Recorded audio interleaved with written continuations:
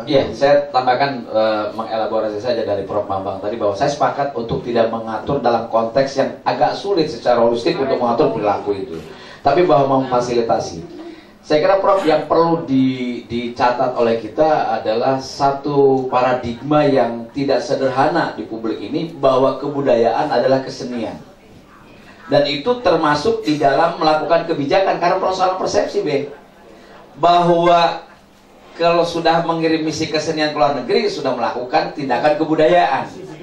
Padahal kalau kita mengacu kepada pemikiran Kuncharaningrat dari 7 poin kebudayaan yang tercatat, itu sebagian besar adalah bagaimana mindset, cara berpikir, dan perilaku. Itu kan 2. Kesenian itu instrumen yang ke-7. Poin yang ke-7 dalam pemikiran Kuncharaningrat itu pun sebagai instrumen, sebagai alat.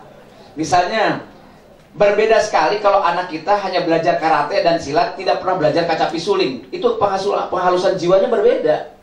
Ketika anak belajar piano klasik atau belajar biola, dia akan memberikan pengaruh psikologis bagi anaknya. Berbeda dengan anak belajar tinju, misalnya berantem. Itu berbeda sekali.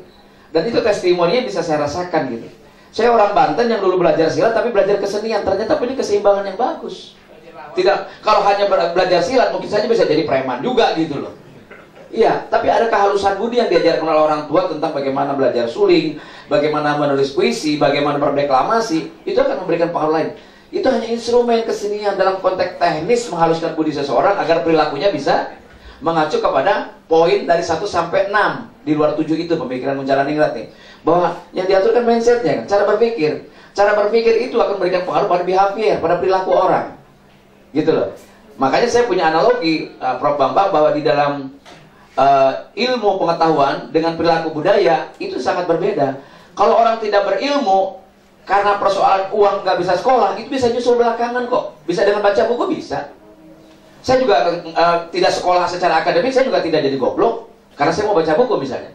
Tapi ketika perilaku, analoginya begini, kalau ada anak umur 20 tahun tidak bisa bahasa Inggris karena persoalan uang kursus, maka umur 25 tahun dia punya uang, umur 30 tahun, 5 tahun kita pastikan dia bisa bahasa Inggris, Tapi kalau umur 30 tahun naik motor lampu merah nggak berhenti, tunggu tabrakannya, jangan diajari.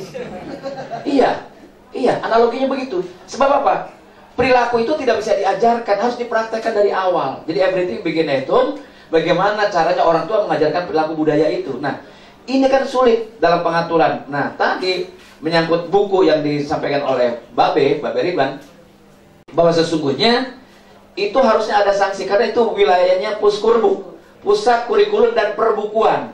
Dan saya orang yang menuntut kepada Menteri Nuh itu untuk di mana tanggung jawab kementerian, walaupun ditarik garis bahwa pendidikan sudah diotonomikan, itu tanggung jawab bupati. Tapi sebagai pembuat kebijakan pemerintah pusat, dia harus melakukan sanksi terhadap peredaran buku. Catat bahwa penerbitnya siapa, penulisnya siapa, blacklist, tidak boleh lagi dia nulis, tidak boleh dia menerbitkan lagi. Karena ini bukan soal Bang Mamat dan istri simpanan. Di Tegal segala macam, di Jawa Tengah, Jawa Timur banyak sekali. Dan itu pun tidak, ujungnya sampai sekarang Prof, tidak ada tindakan yang konkret, kendati pun Komisi 10 sudah meminta pertanggungjawaban evaluasi sejauh mana. Kita tidak pernah mendengar ada yang dihukum kepala dinas. Tidak ada yang dihukum, dan di blacklist itu penerbit yang melakukan itu, bahkan penulisnya tidak dipublish. Ujian nasional pun demikian. Saya kira teman-teman media, mungkin di antara politisi 54 di Komisi 10, saya adalah orang yang pertama minta Nuh untuk mundur. Itu jelas. Ketika hari Senin gagal, malamnya saya sudah bicara di Metro TV, bahkan di dalam rapat kerja, bukan. Kalau di media, anggota DPR berani ngomong kepada menteri, mengkritik saya itu biasa, karena nggak ketemu orangnya. Di raker saya minta. Ketika 11 provinsi gagal. Ya, itu saya yang minta. Tapi apa dayanya yang saya bilang tadi. Ketika memang merasa pemerintah itu punya kekuasaan segala-galanya, dianggap Komisi 10 hanya punya kekuasaan di ruangan itu, baik politik anggaran maupun pelaksanaannya, sehingga fungsi pengawasan menjadi mandul ketika apa? Ketika dablek. Kalau merujuk ujian nasional, ketika merujuk kepada aspek legalitas, harusnya Komisi 10 tidak menyetujui anggarannya karena Pengadilan Negeri dan Pengadilan Tinggi membatalkan ujian nasional. Tapi secara politik kan disetujui oleh Komisi 10. Saya menolak dari tahun 2010 ujian nasional sebagai alat kelulusan, termasuk kurikulum 2013. Gitu loh. Tapi kan anggota Komisi 10 54, bukan cuma satu orang.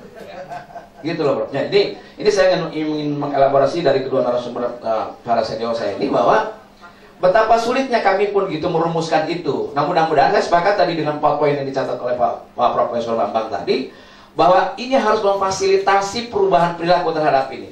Dan dilakukannya kebijakan bukan hanya termaktub dalam undang-undang, tapi harus menjadi rujukan bagi semua sektor kementerian untuk melakukan itu.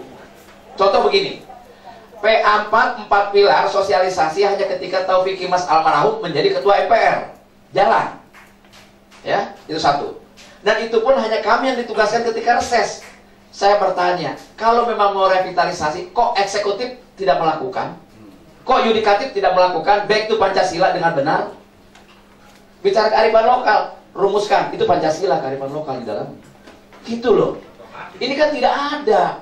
Yang ada cuma anggota DPR, MPR yang diwajibkan setiap reses, kami mengumpulkan semua orang, baik guru, anak SMA. Kami kalau reses ini pulang, melakukan sosialisasi. Saya ngajar sendiri, kami ambil dari universitas, narasumber, dibiayai, lalu kumpulan orang, sejauh mana kemampuan berjumlah anggota DPR yang tidak seluruhnya aktif mensosialisasikan. Tapi beda dengan pemerintah, punya yang sebagai eksekutif.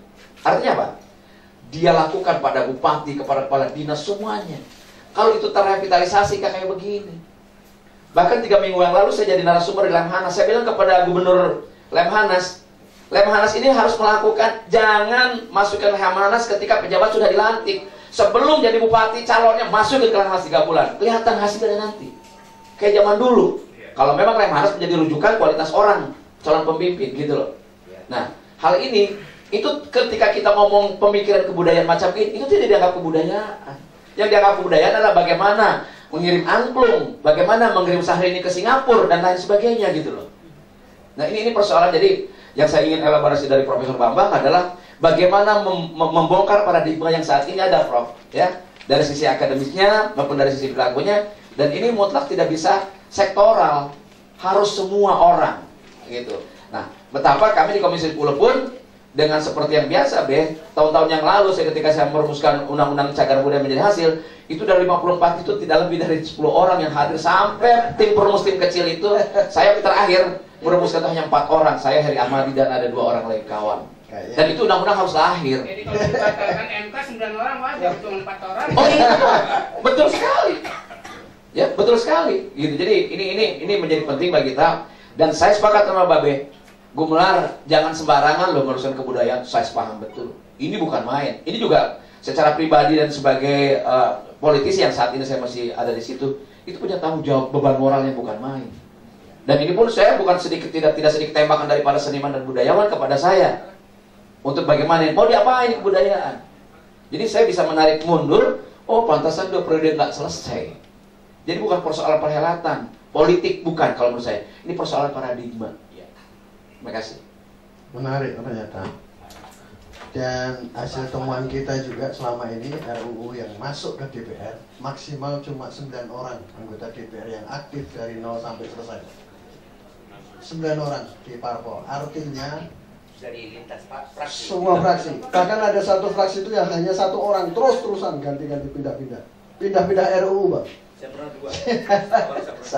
Artinya bagaimana kualitas undang-undang kita kalau dibahas oleh anggota dewan yang hanya 6-10 orang. Nah, ini persoalan sendiri. Dan mungkin teman-teman benar tadi Bang Ridwan, menteri kita memang gagah perkasa.